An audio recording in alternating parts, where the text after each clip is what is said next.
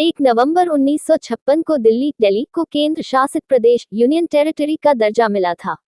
दिल्ली के उजड़ने और बसने की कहानी दिलचस्प है। दिल्ली के बारे में कहा जाता है कि ये कई बार उजड़ी और कई बार बसी। 1 नवंबर 1956 को दिल्ली के इतिहास में एक महत्वपूर्ण चैप्टर जुड़ा था। देश की राजधानी कैपिटल दिल्ली को केंद्र शासित प्रदेश यूनियन टेरिटरी का दर्जा मिला था। आजादी के बाद दिल्ली देश की राजधानी बनी।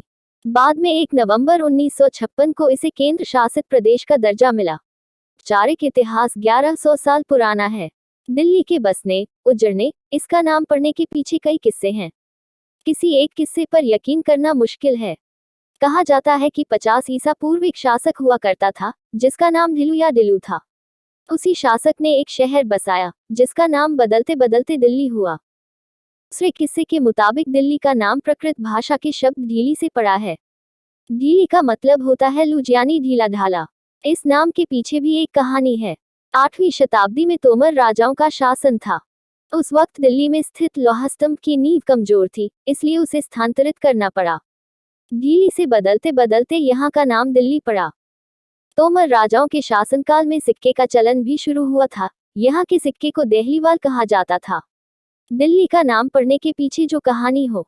दिल्ली के बसने का पता 6 ईसा पूर्व से मिलता है। वक्त वक्त पर दिल्ली के भीतर 8 शहरों के अस्तित्व की खोज हुई है। 12वीं शताब्दी के मध्य में चौहान शासकों ने तोमर शासकों से दिल्ली की गद्दी छीन ली। उस वक्त इसे ढिलिका कहा जाता था। कुतुबुद्दीन ऐबक दिल्ली का पहला सुल्तान बना था। उसके शासनकाल में ही दिल्ली का कुतुब मीनार बना।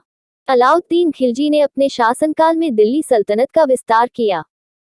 मोहम्मद बिन तुगलक अपने शासनकाल में दिल्ली से अपनी राजधानी दौलताबाद लेकर गया, जो आज के महाराष्ट्र में आता है। फिर वो वापस अपनी राजधानी दिल्ली लेकर आया। कहा जाता है कि दिल्ली से दौलताबाद गए लोग अपने घर को याद करते थे। ये वो लोग थे जिन्होंने दिल्ली में अपनी पीढ़ियां गुजार दी थीं। बाद में वो सब दिल्ली वापस आए। दिल्ली कई बार उजड़ी और कई बार बसी। दिल्ली को कई बार लूटा गया। दिल्ली के इतिहास में 1398 खून खराबे वाला रहा। मुस्लिम आक्रांता तैमूर ने दिल्ली पर कब्जा कर काफी लूटपाट मचाई। दिल्ली के करीब 1 लाख लोगों को मौत के घाट उतार दिया। इसके बाद दिल्ली लोधी वंश के शासनकाल में दोबारा बसी, लेकिन दिल्ली का असली वक्त मुगल काल में आया। चंगेज खान और तैमूर के वंशज बाबर ने 1526 में मुगल शासन की स्थापना की। बाबर ने अपनी किताब बाबरनामा में दिल्ली आने और इसे जीतने की पूरी कहानी बयां की है। कुछ वक्त के लिए सूरी शासनकाल को छोड़ दिया जाए तो इसके बाद दिल्ली पर मुगलिया शासन ही रहा। 1553 में हिंदू सेनापति हेमू विक्रमादित्य ने दिल्ली पर कब्जा कर लिया था।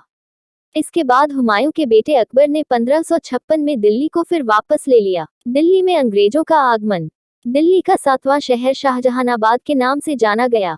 इसे मुगल शासक शाहजहां ने 1638 में बसाया। 1707 में औरंगजेब की मौत के बाद मुगल शासक कमजोर पड़ गए। दिल्ली पर उनकी पकड़ खत्म हो गई। 1737 में दिल्ली पर मराठा शासकों ने कब्जा कर लिया। 1739 में दिल्ली में तुर्की के शासक नादिर शाह ने लूटपाट की। अफगान शासक अहमद शाह दुर्रानी ने 1757 में दिल्ली में फिर लूटपाट मचाई। मुगल शासन के खत्म होने के बाद एक नई ताकत का उभार हुआ। वो अंग्रेज थे। 1803 में ब्रिटिश ईस्ट इंडिया कंपनी ने मराठाओं को परास्त कर दिया।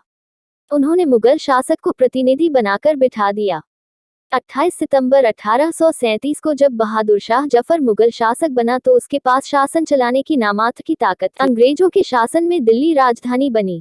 अंग्रेजों ने दिल्ली को पंजाब का एक प्रांत बना दिया। 1911 में दिल्ली एक बार फिर केंद्र में आ गई। अंग्रेजों ने अपनी राजधानी कलकत्ता से हटाकर दिल्ली ले आए। 15 अगस्त 1947 को आजादी मिलने के बाद दिल्ली देश की राजधानी बनाई गई। स्टेट्स रीऑर्गेनाइजेशन एक्ट 1956 के प्रभाव में आने के बाद 1 नवंबर 1956 को दिल्ली को केंद्र शासित प्रदेश का दर्जा मिला। 1991 में एक संशोधन के जरिए दिल्ली राष्ट्रीय राजधानी क्षेत्र बना। दिल्ली को अपनी विधानसभा मिली। दिल्ली अब भी केंद्र शासित प्रदेश के तौर पर राष्ट्रीय राजधानी क्षेत्र है।